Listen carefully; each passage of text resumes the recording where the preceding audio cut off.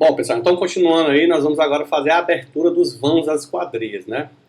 Nada demais, aqui nós vamos usar basicamente o comando trim, como vocês podem observar, né? Usando sempre a boneca de 10 centímetros, sempre quando der, né? É recomendável que a boneca seja de 10 centímetros, e em seguida, com o mesmo comando offset, marcando a distância da porta. Nesta etapa agora, vejam que eu começo agora a fazer já alguns acabamentos na minha planta. Já começo a cortar, né, algumas linhas excedentes que não foram cortadas antes. E essas linhas, como vocês podem perceber, elas são úteis. Vejam aí, né? O fato das linhas estarem se cruzando facilita na hora de eu marcar o offset e poder cortar o vão da esquadria. Quando você tiver certeza que não precisa mais das linhas, como vocês estão vendo aí, então você já pode fazer a aparagem final. Marcando aí as portas, a porta agora do lavabo, né, cortando realmente o vão. Tá?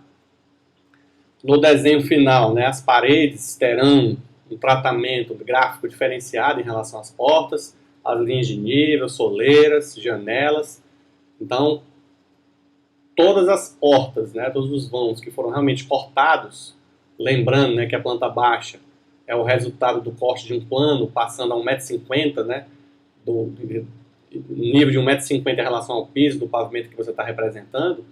Então, as portas, assim como as janelas ditas normais, né, aquelas que têm peitoril entre 90 centímetros e 1,50 m, ficaram cortadas. Tá? Então, você tem que realmente abrir o vão das portas e das janelas normais. No caso das janelas dos banheiros, o tratamento será um pouco diferente. Vocês vão ver daqui a pouco. Porta de entrada. Esses valores, né, variam com cada projeto, obviamente, mas de uma forma geral, né, você vai usar um mínimo de 60 centímetros para portas de banheiro, mínimo de 60 centímetros, talvez o ideal fosse 70, um mínimo de 70 centímetros para quartos, né, se puder usar 80 centímetros melhor ainda, e um mínimo de 80 centímetros para os acessos externos, né? Então, da cozinha para o lado de fora da casa, da sala para o lado de fora da casa, pelo menos 80 centímetros a porta, sendo que o ideal, se você puder colocar 90 centímetros, melhor.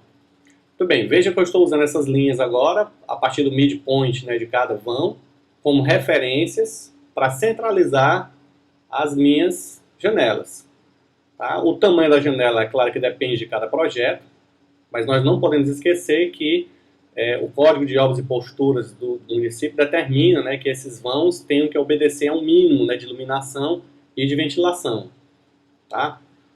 Às vezes variando, né, tendo que ser 6, 10, 12% da área total do ambiente que se quer iluminar. Mas veja que o processo técnico de desenho é o mesmo. Tá? Desenhei as linhas, no caso eu tive que usar o comando extend para que elas, né, se estendessem até as paredes, e fiz o corte, abrindo realmente o vão das esquadrias. No caso das janelas dos banheiros, eu tive outro tipo de procedimento. Não cortei o vão, uma vez que as janelas altas não são cortadas pelo plano que determina a planta baixa.